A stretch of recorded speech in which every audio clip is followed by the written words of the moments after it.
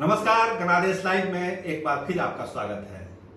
जब मांझी को ही ये पता न हो कि नाव को खेप के किधर ले जाना है, तो ये आशंका होने लगती है कि कहीं नाव डूब तो नहीं जाएगी। बिहार की सियासत में अभी जीतन राम मांझी के साथ यही हो रहा है। उनको पता ही नहीं चल रहा है कि उनकी पार्टी हम को अब वो किधर लेके जाए। अभी कोऑर्डिनेशन कमेटी का मामला पूरा तूल पकड़ा हुआ था। आप जानते हैं कि उन्होंने राजद को अल्टीमेटम भी दे दिया था। दिल्ली में भी महापंचायत हुई, उसमें भी कोई रास्ता नहीं निकला। एक फेज सेविंग में ये कहा गया कि 7 दिन का वक्त कांग्रेस ने दिया है कि कोई न कोई रास्ता हम निकाल लेंगे। क्योंकि राजद के भी प्रतिनिधि मनोज झा उस बैठक में थे, तो लगता था कि मांझी को कि कोई न कोई रास्ता निकलेगा। लेकिन अभी तक जो खबरें आ रही है, राजद कोऑर्डिनेशन कमेटी बनाने को लेकर तनिक भी गंभीर नहीं है और वो अपने पुराने स्टैंड पर कायम है कि कोई स्टैंडिंग कमेटी की कोई जरूरत नहीं है। राजद के नेता कहते हैं कि जब जीतन राम मांझी के बेटे को हम एमएलसी बना रहे थे तो उस समय कौन सी कोऑर्डिनेशन कमेटी थी, और जब लालू यादव और सोनिया गांधी ऑलरेडी हैं महागठबंधन में, तो ये दोनों नेता फैसला लेते हैं, तो दूसरे किसी कमेटी की जरूरत नहीं है। लेकिन अब कोऑर्डिनेशन कमेटी का ऐसा पेच मांझी जी ने फंसा दिया है कि उस पेच में वो खुद फंस गए। अब जो भरोसेमंद सूत्र हमको बता रहे हैं वो यह है कि जदयू के साथ उनकी जो बातचीत चल रही थी वो भी अब अटकी सी लग रही है। उसकी एक बड़ी वजह यह है कि जदयू के लोग चाहते हैं कि मांझी जी की पार्टी का जदयू में विलय हो जाए, और मांझी जी चाहते हैं कि विलय ना हो, सीटों का एक तालमेल जनता दल यूनाइटेड के साथ हम बनाते हैं। तो इसी पेच में उनकी ये गाड़ी फंस गई है। इधर महागठबंधन से भी कोई रास्ता नहीं निकल पा रहा है, इधर जनता दल यूनाइटेड से भी उनका कोई काम नहीं चल रहा है। पार्टी के जो कैडर हैं वो बेचैन है कि करें तो क्या करें।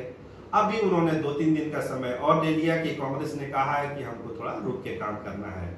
लेकिन ऐसा लगता नहीं है कि मांझी जी की शर्तों पर या तो महागठबंधन या जनता दल यूनाइटेड कोई फैसला लेगी।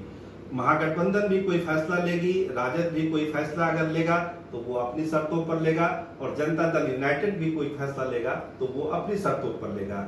जनता दल यूनाइटेड का जो प्लान है वो बहुत क्लियर है। वो चाहती है कि जनता जो मांझी जी की पार्टी है वो जनता दल यू में विलय कर जाए, ताकि जो एनडीए के बीच सीटों का बंटवारा हो, भाजपा और लोजपा के साथ वो बैठेंगे तो वो ये मांग करेंगे कि अब चूंकि मांझी जी हमारे साथ आ गए हैं, उनकी पूरी पार्टी ही मर्ज कर गई है, इसलिए हमको जो है सीटें ज्यादा चाहिए। जो पहले से जनता दल के सोर्स बता रहे हैं कि 130 से 140 सीटों पर जनता दल यूनाइटेड के चुनाव लड़ने का प्लान है, और मांझी जी की पार्टी के विलय कराने के पीछे उनका यही मकसद है कि उनकी ताकत बढ़े, ताकि वो भाजपा और लोजपा को ये बताएं कि अब हमको ज्यादा सीटें चाहिए ही चाहिए। और इसी पेच में मांझी जी फंस गए हैं। अब वो अपनी पार्टी की नाव को बचा पाते हैं या ना बचा पाते हैं, ये देखना बड़ा दिलचस्प हो। कल कोर कमेटी की जो बैठक हुई आपकी, उसमें क्या सब फैसला लिया आपने? देखिए, हम लोग कल कोर कमेटी की बैठक किए, उसमें सर्वसम्मति से हुआ कि जब कांग्रेस के अगुवाई में मांझी जी कोऑर्डिनेशन कमेटी ने दिल्ली में बैठक की है और उसमें 1 सप्ताह का समय लिया गया। 1 सप्ताह के अंदर हम लोग कोऑर्डिनेशन कमेटी बनाने की बात करेंगे।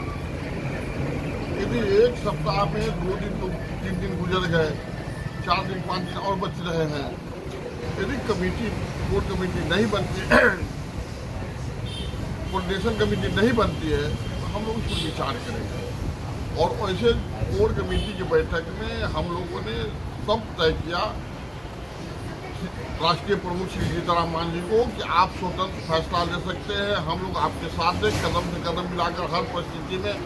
जहां मान और स्वाभिमान की बात हो, जहां मान और स्वाभिमान न मिले, वहां रहने से अच्छा है, नहीं रहने से अच्छा है कि हम लोग रोड पर ही रहें। लेकिन मुझे लगता है कि तेजस्वी जी समझदार हैं, कोऑर्डिनेशन कमेटी के जरूर गठन करेंगे और मांझी जी को मान सम्मान देने का काम करेंगे। अगर नहीं देंगे तो हम लोग मांझी को आप स्वतंत्र फैसला लेने को तैयार हैं। कहाँ जाना है, क्या करना है, राजनीति कैसे करना है, कितने सीट पर हम लोग को चुनाव लड़ना है। इसलिए जब तो चुनाव का समय है वर्तमान स्थिति में, अभी तो सबसे पहले चुनाव को देखना है। जब लंबे समय से मांझी जी कोऑर्डिनेशन कमेटी की मांग कर रहे हैं, अभी भी नहीं बन पाती है। तो जब चुनाव के समय आएगा तो 2 रोज 1 रोज बाकी रहेगा, तो क्या हमारा कैंडिडेट पैराशूट थोड़ा रहेगा कि जाइए आप उस क्षेत्र में तैयारी कीजिए। नहीं तो विकल्प क्या क्या सोच के रखे हैं आप लोग? मान लिया कोऑर्डिनेशन कमेटी 5 दिन के बाद नहीं बनती है, तब क्या विकल्प है आपके पास? थर्ड फ्रंट में जाइएगा या फिर किसी एनडीए के किसी घटक दल के साथ चले जाइएगा? देखिए, विकल्प के बारे में हम लोगों ने राष्ट्रीय अध्यक्ष जीतन मांझी को सुन दिया है। जो भी वो निर्णय लेंगे उनके साथ हम लोग रहेंगे, पूरे जिला, पूरे कोर कमेटी सब।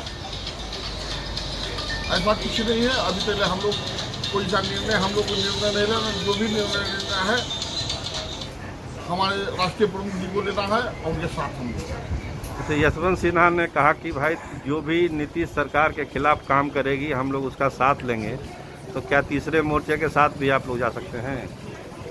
लेकिन अभी हम लोगों ने कोई तय नहीं किया है। मुझे विश्वास है कि गठबंधन में हम लोग रहेंगे, अभी भी हैं, और कोऑर्डिनेशन कमेटी बनेगी।